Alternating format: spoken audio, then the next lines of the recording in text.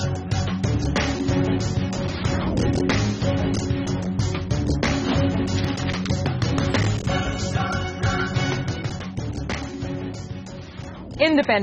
a cherished and prized state of being, whether it's our thoughts, our speech, cultural choices, or our money. As India celebrates its 70th year of independence, have you thought about the relevance of financial independence in your life? Welcome to Money, Money, Money, the Independence Day special. I'm Surabhi Upadhyay, and joining me on the show this week is personal finance expert KALPESH. KALPESH, it's great to have you on the show, and it's a good time to be talking about independence in the financial context.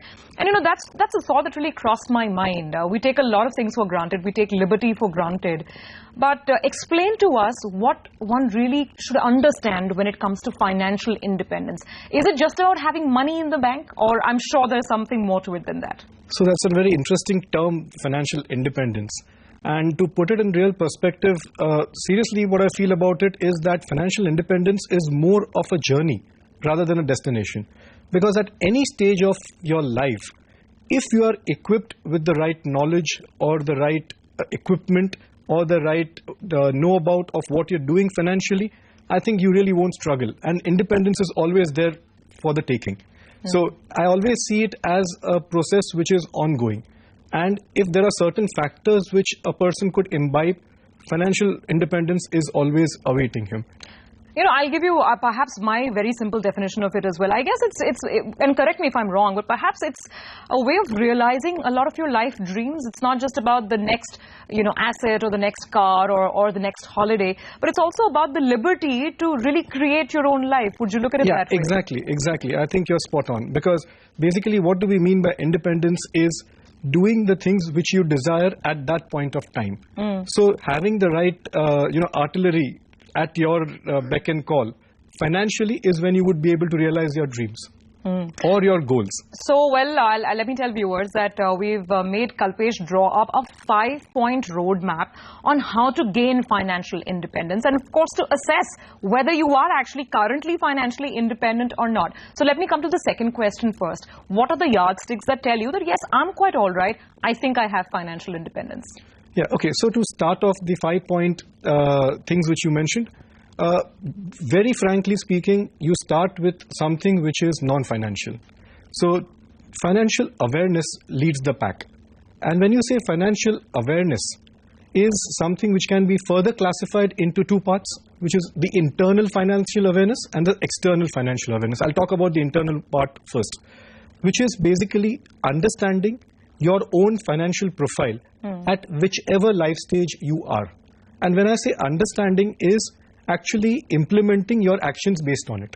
So okay, let's take this one step at a time. When you say understanding your own financial profile, what all goes into the making of someone's financial profile? So basically the first part of it is understanding your income flow and what is your expense. Are you actually spending more than you're earning? Or is it the other way around, which is the thing to do? Second part is understanding what are your real assets. Okay. And more importantly, what are your liabilities? Now, once you have this picture drawn out, the thing is accepting it. Because what we've seen in our practice is that people really do not want to accept their real picture. And in that, many non-financial things like our emotions, envy, the act of comparing yourself with others, actually pulls a person down. And till the time he really doesn't accept his own profile, that this is where I am, I surely want to have a better, positive financial profile. But at this stage, I am bound by certain circumstances and I am bound to act in that manner. Sure. So that type of a realization is of prime importance. So KALPESH, when you talk about creating a personal cash flow statement, one issue that comes up is, the lumpy nature of both inflow and outflow. There might be 1 month where you've had a certain big expenditure, big ticket expenditure. It could be travel, it could be, refurbishment of the house. Another month could be fairly lean in terms of expenditure. So typically over how many months should you average out the statement to come to a true picture? So the simple answer to that is annual. Okay. So what we also do when we chart out a cash flow for our clients or for anybody who requires this help is that whatever are your monthly expenses, we pan it out for an annual basis. So you get a clear picture. Like for example, a house renovation would be in fact recurring in 2-3 years for a person. It would not be a monthly or an annual feature. So even if whatever amount you are planning to spend at a 3-year period, we tend to make it on a monthly basis. So at least you have put that figure down in your cash flow and you're prepared for it when that actual expense arises. Now, the other aspect which you said about the fluctuating nature is that there again is a classification that if you're a salaried person, you know there is a fixed income coming into your bank account every month, every year, you get certain amounts. But for an entrepreneur or a businessman, that income is volatile itself. Absolutely. So you really don't know you can always average it out after a 2 to 3 year, you know that this is what I'm getting. But it's very difficult to determine it at one shot. Okay. But by actually charting out a cash flow, you might be 5 to 10% off and on. But at least you started the journey. So Kalpesh, that's as far as the cash flow is concerned. You also mentioned another important word, asset and liability, which completes your personal profile. When it comes to valuing your assets or knowing really what sort of assets you sit on, what do you advise clients? Because there could be some old inheritance, there could be some old property tucked in somewhere. But does that really contribute meaningfully in terms of making your asset liability profile? What are the assets you should include and which are the ones which are probably illiquid, so they don't really materially matter? Okay, so the simple answer to that is we classify it into financial assets and physical assets. So the physical assets will surely comprise of your real estate. And in real estate, very specifically, we keep aside, we do not include the house in which you are staying presently. Okay. Because that is an asset which you are not going to, under any circumstances, sell and make a net worth out of it.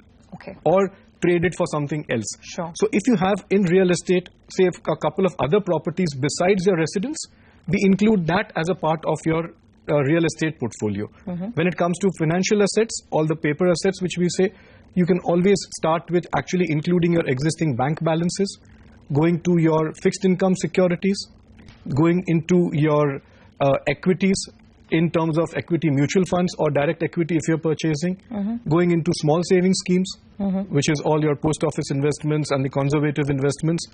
Again, coming down to the commodities. So if you have, say, for example, gold, which is tradable and bought the right way, you could always include that as your part of your assets.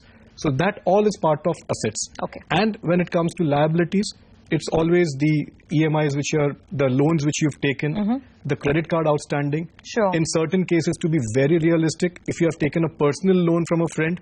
And here is where I'm going to ask you, perhaps the most baffling question. We're talking financial independence. The moment debt comes into the picture, does it necessarily mean that I'm losing financial independence? Debt is perhaps not always a bad word, but how do you make sure that you don't cross the line and retain your independence? So as the cash flow, we again go back to the cash flow, which I always term it as the nerve center of any financial profile. In a cash flow, say for example, you're taking a loan. We always advise that the loan component should not be more than 35% or 30 to 35% of your monthly income. Okay. So if people tend to, go overboard by having an EMI of say 50-60%, surely it would affect many of their other day-to-day things. Okay. So that's where we put a check that even if you are taking a loan, the eligibility should be such that the EMI would come to around 35% and not more than that of your monthly income. So you're plugging the gap there. Okay, so that's a really important, thumb rule perhaps to keep in mind. We're going to take a break on that note, but we've only discussed the first step towards financial independence, and that's knowing your own financial profile. We'll discuss the other four when we come back.